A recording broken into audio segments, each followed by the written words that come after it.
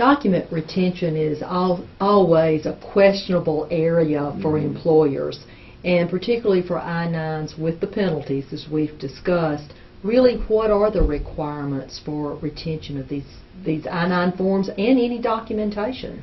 I would tell you, if I was, as an employer, and our firm's an employer just like anybody else, you want to have backup. You want to probably have the paper I-9 forms in the one folder we were talking about in a locked cabinet. I would also be scanning my I-9s in electronically to have a backup.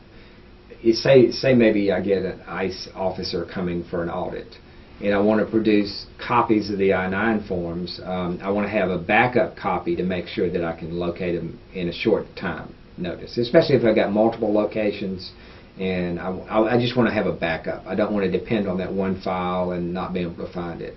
So, in fact, you are able to scan and load these in a computer. That does not violate any Privacy Act or any parts of this law. Not a bit. You do have certain requirements. Let's talk about the retention requirement. And this is kind of a nice little form to help you understand.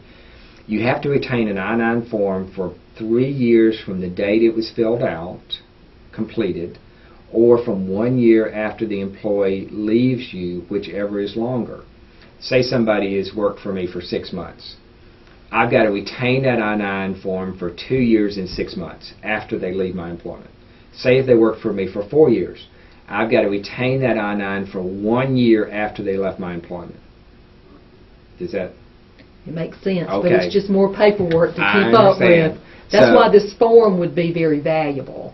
And what you need to do as an employer is set up a form retention, because you don't really want to keep I-9s that are 10, 15 years old. To the extent that maybe you made errors on those I-9s that weren't corrected and things like that, but you need to have an internal retention policy that complies with the statutory requirement. So you can retain them 3 different ways: paper retention, microfilm. I don't know many people doing that anymore, but microfilm retention, or electronic forms retention. You're able to set these forms up. Large employers, a lot of times they're setting these up as totally electronic documents. They're having employees come in and electronically sign in their blocks. They're having the employer section electronically sign. They're storing them totally electronically. So that's an option. Or you can do what we're talking about: paper fill them out, scan them in, and save them electronically. You've got to have ways to index them and retrieve them is the main issue. Then you've got to make sure you've got backup. So if you're going to store them electronically, you want to have some other backup drives that you can retrieve those on. And that's just a good. But you can store them all, at least three different ways.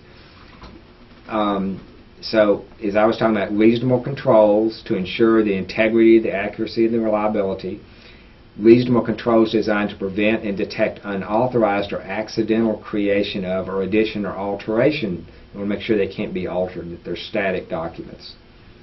An inspection and quality assurance program that regularly evaluates the electronic generation or storage.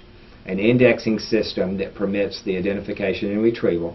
And the ability to reproduce legible and readable paper copies. So if ICE comes in and does an inspection, they're going to ask you to produce paper copies. They're going to ask you to spit them out of the printer and produce them for inspection.